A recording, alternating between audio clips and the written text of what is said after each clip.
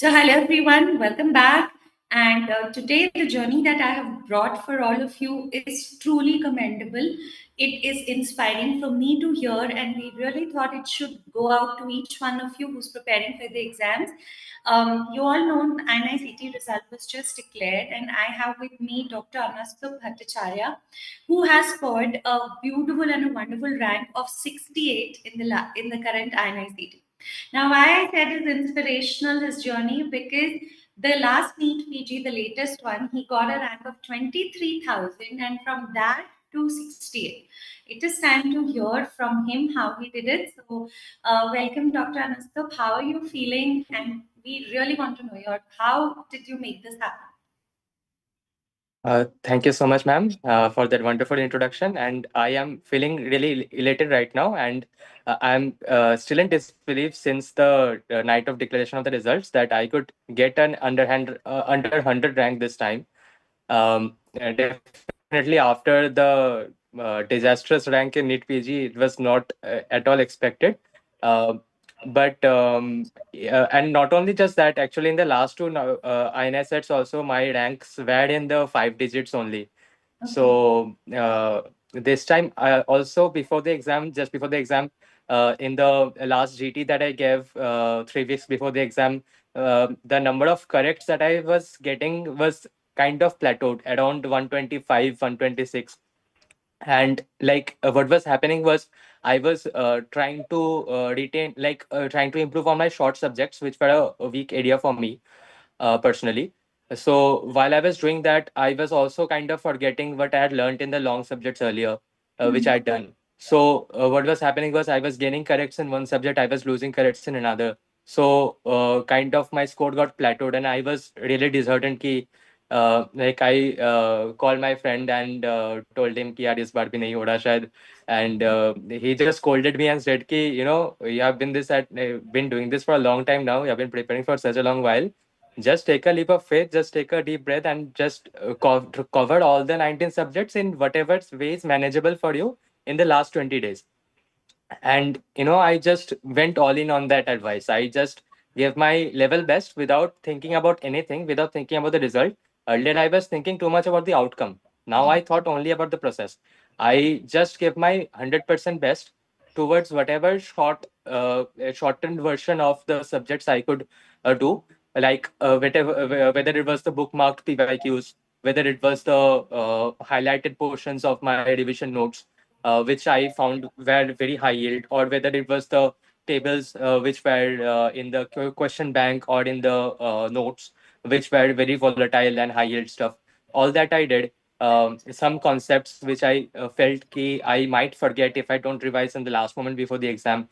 So I just had this one goal in mind ki, this is the exam before which I have to have my all 19 subjects prepared in some way or the other. It does not have to be perfect, it just needs to be enough so that it gives me a decent enough score so that I can get to at least 140s. That was my target.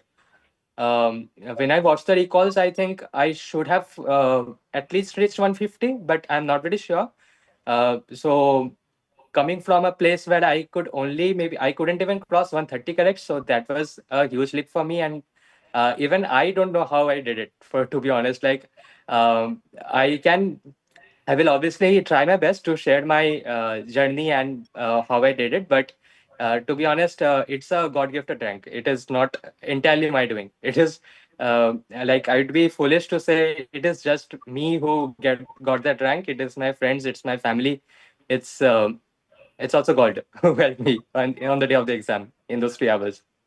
Wow, So I completely yeah. understand. Just here you mentioned something that this in this current exam, you Hmm. focused on the process. And PSM also, like we always teach Hmm. something which is monitoring and evaluation. So basically, you Yeah. were not looking at the outcome. This time Yeah. you were completely directed on, am I doing the right things? And I think Yeah. as an aspirant, that is very, very important the moment you realize it. Yeah. It's really, really, it's a great score. written it here 23,000 to 68. I'm sure you've put in all the efforts that were needed, and that is why you've attained this by, of course, God's blessings. Dr. Anas, can you tell me how did we as a platform help you basically in your Yeah. preparation? The Q banks. What do you think about the main videos? How important are they in today's, when we are looking ki theek hai, we need a more concise revision. So what importance do the main videos hold, and when basically you went through them during your MBBS time, or is it during internship? How did we bring out the best out of you? Yeah, so what I felt while giving this INI-CET, and also after looking at the results, when a lot of our own juniors and a lot of my batchmates have got really good ranks under 50, under 100 this time. So what I felt was expected of like from the examiner's side in this paper was they really wanted you to have strong grasp on the fundamentals. Yes. They have wanted you to have strong basics, especially in the first and second year subjects. So where PrepLadder comes in there is like I started uh, watching the main videos and making my main notes from the second year only.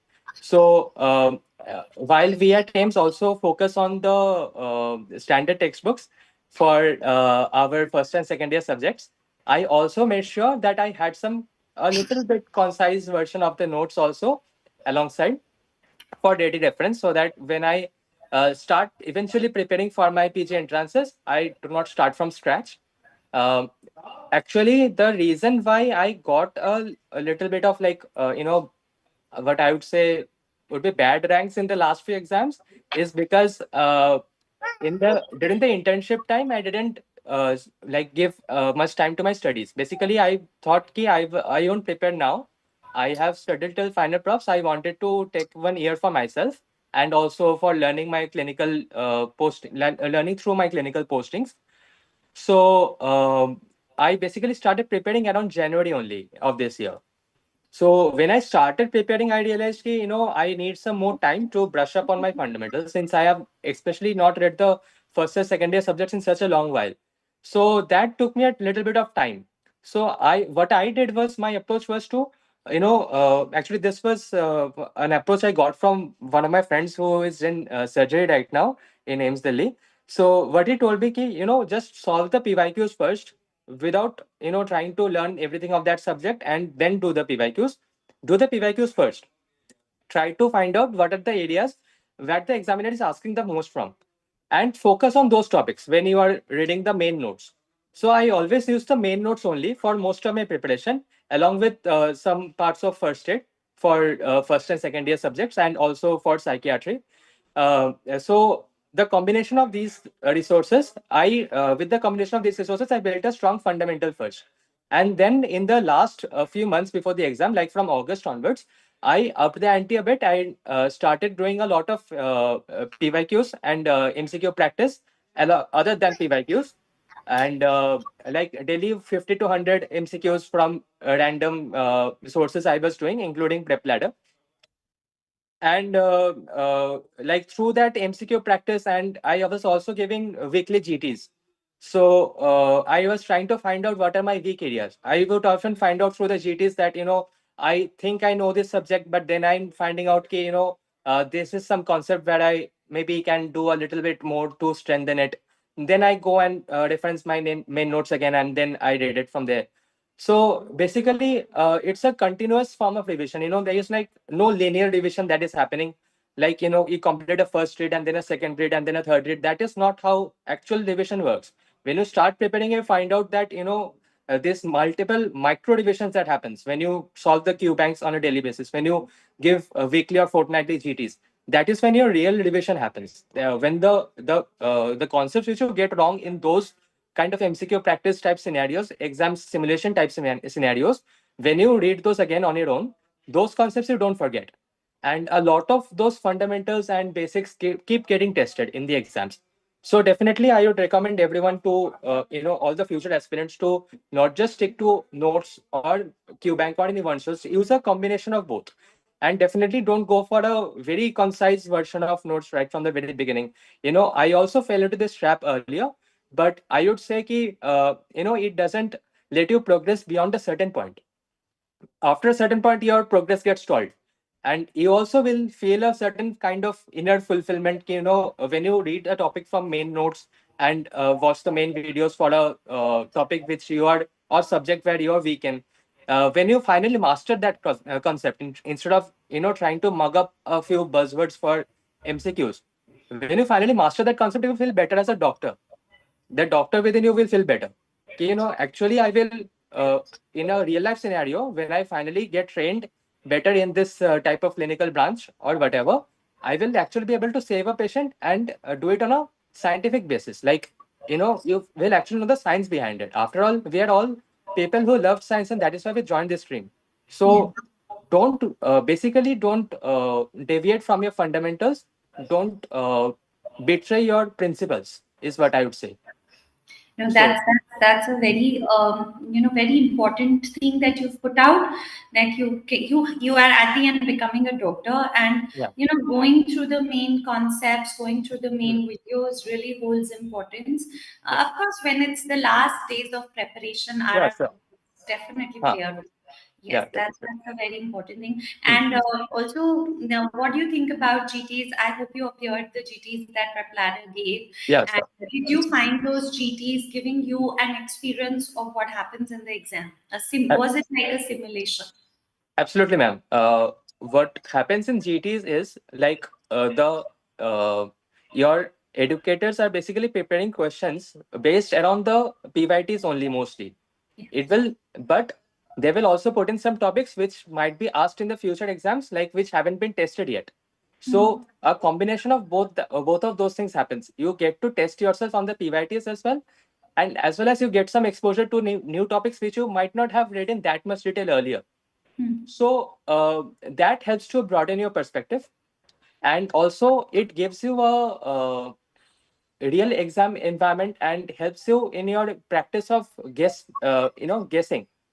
Your Yeah. guesswork becomes a lot better, and guesswork plays a very important role in an exam like this, because in INI-CET the seats are, as it is, very few. There is no real point in being less aggressive and reducing the number of questions you attempt. You have to go a little bit aggressive and have to take a lot of intelligent guesses. So the more MCQs you practice, the more exam environment wala practice you do, that kind of builds your game up a little bit, gives you an Yes. extra edge over the others. Because And I think, PrepLadder, and PrepLadder JDs, I found like the topics were very relevant to whatever the PYQs were around. So that really helps in the main exam, because the main exam also tests around the PYQs only, especially INI-CET. So that helps. yeah, you've again put out two important things: to not ignore the PYQs, which many Yeah. of the students now feel that, Hmm. some of them feel that everything is going to be new. It's There still is no replacement of PYQs. No PYQ. replacement. No resource can replace PYQs. You have to master the PYQs first, and not just keep mug up the answers. You have to read the PYQs first and try to find out like what my friend's approach who taught me this approach, what his approach basically is of the PYQs, and list on all the topics. Then you read those topics in detail. Then you again solve the PYQs. Once you're done with all those things, then you find out actually ki where your thinking is going wrong. Then you Yes. actually try to find out ki what the examiner is asking of you, and where your thinking might be wrong, where your concepts might be actually weak. Then you go and brush up those things again. So once you do that approach builds your fundamentals up so good that your PYTs become so strong that the rest of the things then you can actually focus on through GTs and QBank practice. You can make your guesswork better, and that will elevate your score further. Yeah, PYT is kind of, because you Hmm. cannot go wrong in PYTs, whether it's NEET Exactly. PG, whether it's INI-CET, and they have Hmm. to come. They have to come. Yeah, So yeah. it's really nice. You put out really good and highly relevant points that Hmm. every other student who's appearing for the exam should know. And now one last thing: what are you planning to take now? So What thought? actually, I have some, I don't say pressure, but some insistence from my family side to take up medicine, because my father is a cardiologist. So Okay. he's definitely like, take up medicine at any cost. You will not regret it later. Uh, but actually, my rank won't fetch a medicine seat in AIMS or PGI. So at 68. Uh, so I was also thinking, of staying back in MSJE and trying for the branches like derma and peds, which I also like. And I'm not hyper fixated on medicine, so I will have to talk to my seniors and all the department pass outs and all, and the faculties too. Some of my favorite faculties to get a better perspective of what I'm going to do in the future. So it's an informed decision I have to take, and I have a lot of work ahead of me right now. No, no, you Yeah. will. I'm sure you're so focused and so aligned. You'll come out with the best decision, which is good for you, makes everybody happy, particularly you. And I'm sure your parents are very proud of you today. So, from the entire family at PrepLadder and from my son also who walked in, we wish you all Yeah. the best. And Thank you God so much, bless. ma'am. May you go way ahead in your life. Thank you Thank you so so much, much ma'am. for giving us this time. Thank you, ma'am. Thank you.